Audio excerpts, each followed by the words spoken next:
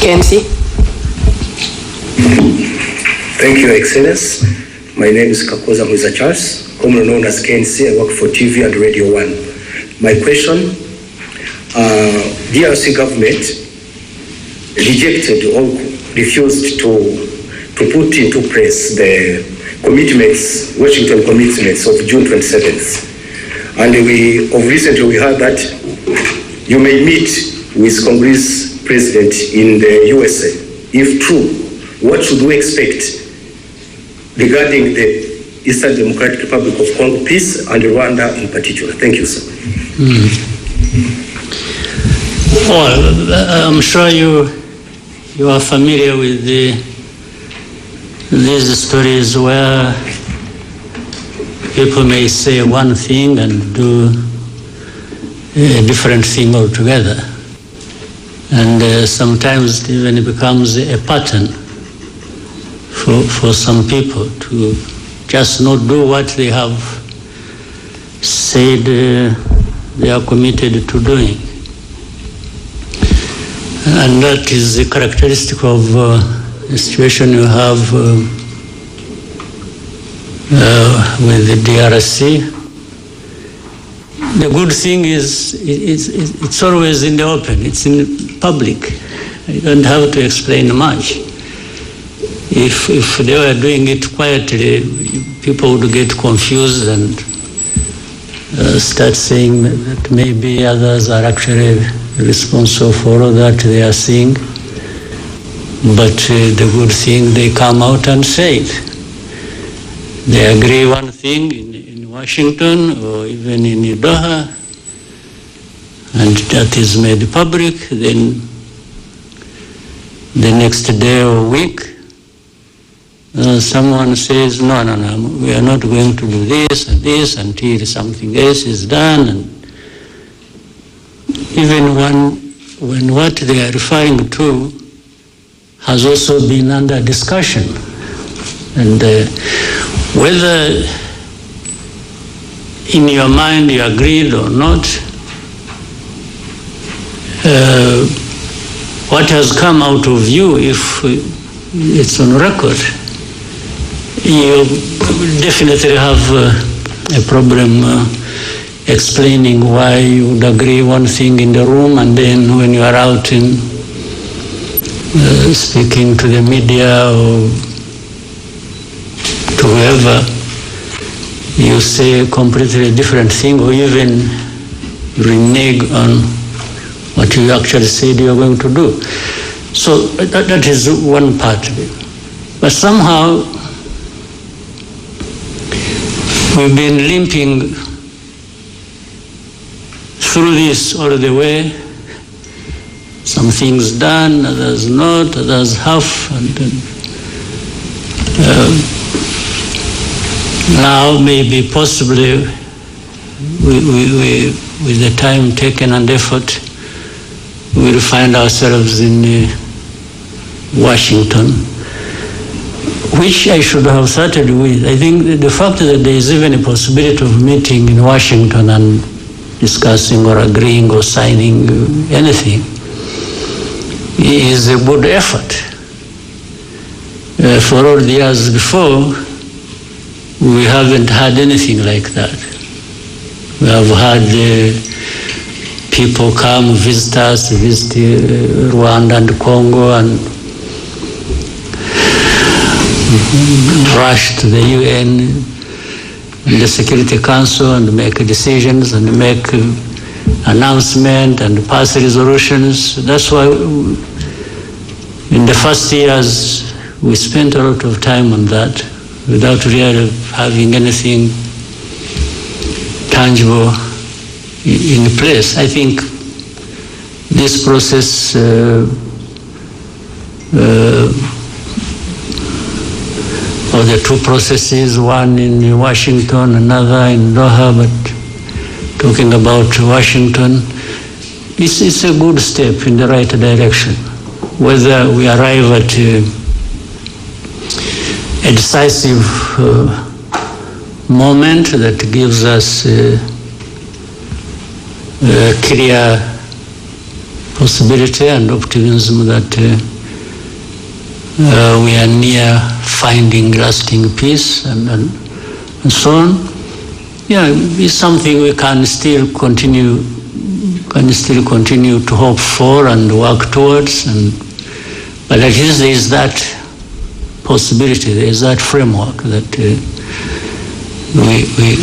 is in place, and the Trump administration seems to have done their best. You know, some of these processes will not work, not just because we are meeting in Washington or the powerful United States is involved. Yes, they have a big role to play. It's what I was praising them for, having made a huge effort. But until those people concerned directly, they themselves want and commit to achieve the end result, which is stability, peace, and security for all that needed, even the most powerful will remain wondering which way to go, or frustrated, if you will. So the onus is on us, mainly the people, the leaders, the DRC, Rwanda, and others in the region.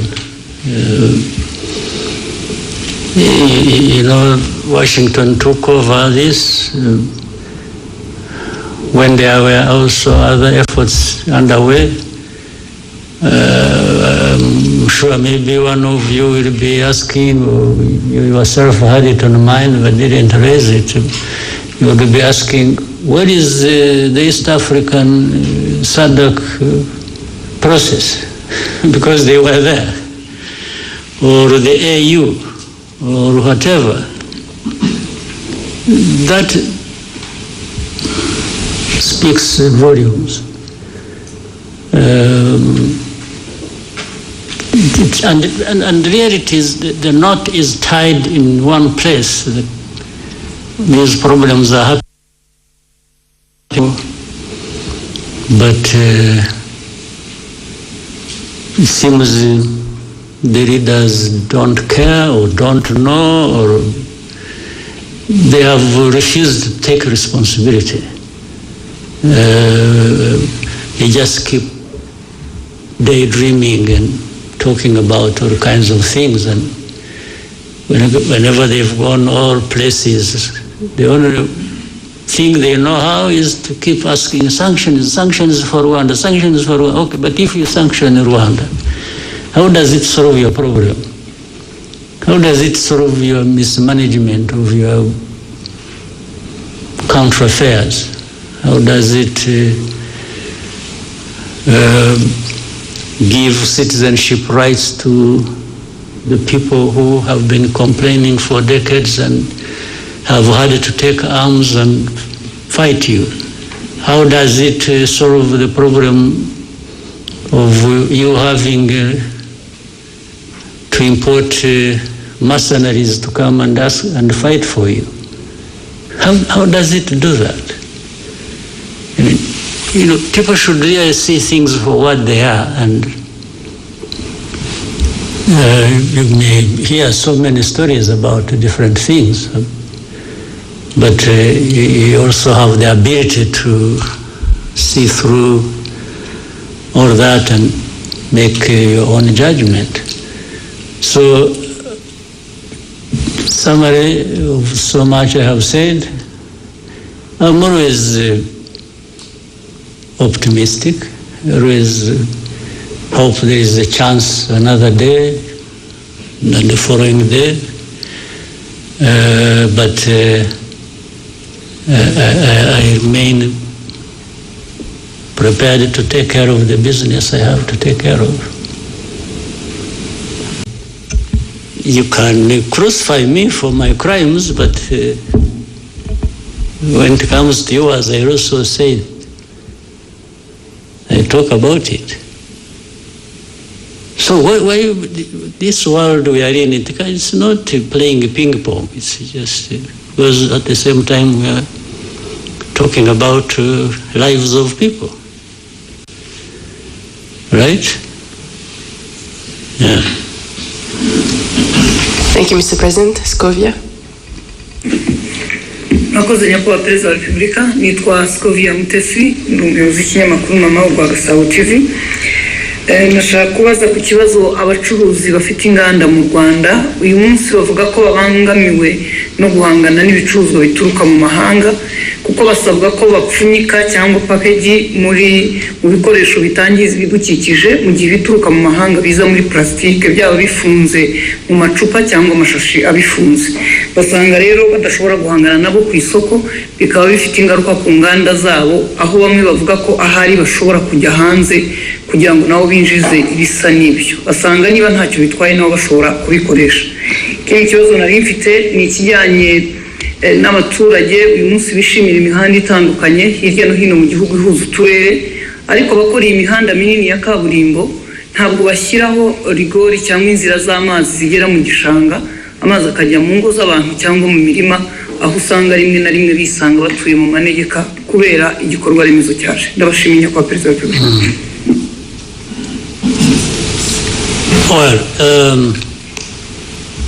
Icyambere kitari n'iki kibazo uvuze kibi inganda n'abacuruzi n'iki. Ikibazo cya mbere dufite ahubwo nta nganda dufite. Niba twubakaga inganda nyazo byadufasha ibintu ntibigomba tukagabanya ibiva hanze, bimwe bikaba biri hano cyangwa twe tubyohereza hanze. Aho niho nahera twashaka uburyo byakorwa, kuko hari ibintu byinshi bishobora gukorwa mu gihugu byanajyanwa hanze cyangwa byakoreshwa mu gihugu bidakeneye plastique. Niba naho twaharebaga cyane tukagabanya, ariko kuri ibyo bindi ubwo busumbane buzanwa mu bacuruzi n'ayo mategeko ya plastique, ngira ngo bigomba kuba ikibazo cya mbere bikorwa nabi cyangwa bikurikiranwa nabi. Icyo kibazo kimaze igihe, ndibuka ko kigeze kuganirwa, abantu bagifatira ingamba z'ukuntu, ntabwo ubwo bitumye nibaza aho byahereye, kuko ikibazo cyaraganiriwe cyagomba gufatirwa ibyemezo, ariko ejo nzabisuzuma numve neza uko bimeze. Ejo dufite cabinet meeting rwose, ndumva nzakibaza abantu birimo bakansobanurira. Hari uburyo bugomba kuba buriho ibintu byakorwa cyangwa bikaringanizwa bitahutaje cyane abakorera mu gihugu kurusha abakorera hanze bazana ibintu. Hagomba kuba hari uburyo.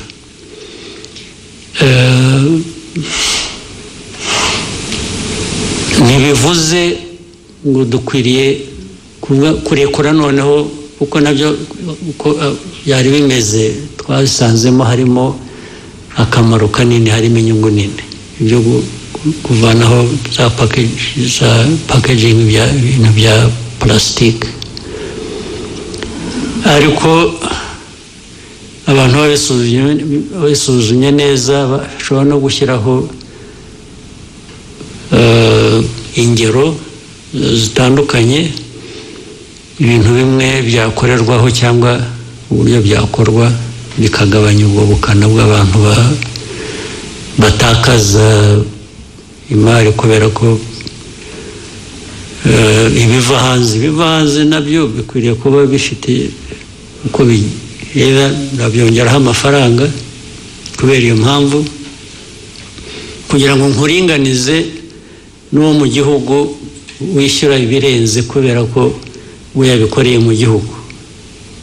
byose ushobora kubishyiraho rwose tax ari ukoresha hano nta bundi buryo agomba gukoresha plastique nashyiraho tax ariko byagera kubivana uzana plastique ayivana hanze nko kuba kabiri ibyo byose birashoboka hari uburyo bwinshi umuntu yagenda bisuzuma akabiringaniza kandi udatakaje icyangombwa cyo kuvuga ngo tugomba kugabanya plastique kuko bimaze imyaka 20 ngira ngo bya plastique bikora ntabwo mbona byahungabanije igihugu mu mikorere cyangwa ikintu nubwo bigomba kuba bifite abo byagiye bibangamira ibyo rero byakosorwa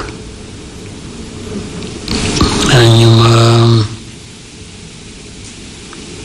ikindi cyari iki iby'imihanda urumva ni nk'ibyo nabyo ni nk'ibya plastique wari uvuze imihanda ubwo impamvu abantu bakora batyo nabi bituzuye bikangiza ni ukutabikurikirana kandi nitwe bigomba kuba biturukaho kuko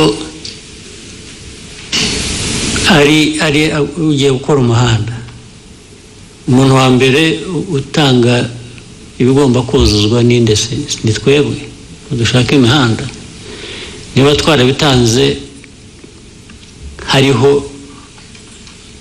cyangwa hatariho uburyo bwo gutwara amazi ikibazo ni icyacu niba twarabitanze nabyo uko bakora imihanda tubifite umuntu akazaza akavuga ati umuhanda mwanshinze narawukoze nararangije nimunyishyure bakamwishyura akagenda batabikoze ni twebwe ntabwo ari abakora umuhanda ngo ni ikibazo cyacu kigomba gukemuka nacyo byanze bikunze uzampa ingero gusa zimwe nakuzimpe kuko ibyo byombi ndashaka hari inama y'abakuru ba minisitiri ejo hari urugero nyakubahwa perezida wa repubulika umuhanda Kigali Bugesera abaturage batuye munsi kandi ubona ko hari amazu afatika abantu bubatse neza ariko hari za ruhurura ziza zitangira ari umugende w'amazi bikarangira bibaye ruhurura abaturage basabwa kuhimurwa leta igatangira gutanga ingurane aho kugira ngo ibe yarayoboye amazi agera mu gishanga icyo kigomba gukosorwa byo nabyo byanze bikunze Thank you, Mr. President. Divin, RBA. Maybe I'll try to shorten my answer so that we don't spend the whole day here. Murakoze nyakubahwa perezida wa repubulika nitwa Divin Uwayo nkorera RBA nifuzaga kubabaza ubushakashatsi bwa 14 bw'urwego rw'igihugu rw'imiyoborere So while I want to shorten my answers, shorten your question. So that we can have more people. Yes, Excellency. Nari nkomoje ku bushakashatsi bwa RGB bugaragaza uburyo abaturage bashima cyangwa banenga inzego z'imiyoborere zitandukanye aho bugaragaza ko bashima urwego rw'umutekano ku kigero kirenga 90% ariko byagera ku rwego rwa service runihariye igice kigera hafi kuri 50% by'umusaruro mbumbe w'igihugu ugasanga nicyo gice kinengwa cyane haba service za leta haba n'iz'abikorera kuko hamwe urwego rwa service abaturage ubwo kandi namwe murimo nawe urimo n'abandi komeza hanyuma nyakubahwa perezida wa repubulika twifuzaga kubabaza musanga habura ikindi imitangire ya service haba mu nzego za leta n'iz'abikorera ibe myiza kurushaho dore ko ari urwego rufashe runini mu cyerekezo cy'iterambere ry'igihugu icya mbere abo batanga serivisi mbi bagomba kwiga kubwirwa kunoza serivisi batanga icya kabiri abanyarwanda muri rusange mukwiriye kwanga guhabwa serivisi mbi ukayishyurira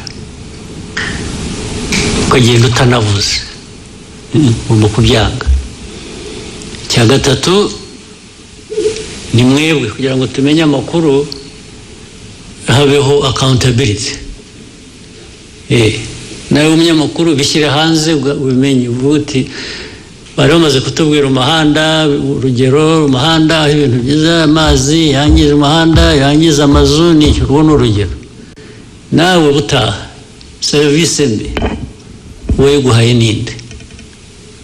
Ahangaha batanga serivisi nabi, ibi ni nk'umunyamakuru, ariko murabitinya, ntabwo murabiceceka mukabihisha cyangwa mugashyiramo abo mufitanye amasinde gusa abandi mukabihorera. Hari abo mutavuga mukavuga baboroheye cyangwa babangamira ku bindi, ariko mukwiye kubishyira hanze uko bimeze. Hanyuma cya kane, inzego za leta zigomba kubikurikirana nazo ndetse ubwazo kuko zirimo, nabwo zitabikurikiranye nabwo bafite abababaza, ubwo bakwiye kubibazwa. Ariko ikibazo cya serivisi mbi cyo ntigikwiriye kwihanganirwa n'uwo ari we wese. Ariko ndakubwira ntabwo ari hashize igihe kinini mpora nabyo, ariko nahuye nabyo kera no mu nteko. Kera twagiye mu bintu bya what was it, national dialogue. Kera abantu bahamagara abantu bakora bafite amaresitora, bafite ibikingo, baze bagaburira abantu bari bageze ku 1000 mu gitondo. Turakora neza akazi, ugeze ku lunch tugira break, nagiye kuyifatira ahandi, nagize amahirwe kutayifatira. Sungarutse mu afternoon usanga barambwira harimo n'abayobozi, harimo n'iki, bose bamwe babajyanye za ambulance ziraho zitunda zijyana abantu mu bitaro. Ndabihorera. Ariko ugasanga nta n'uvuga ati bazanye ibi bintu bamukurikirana ibibazo.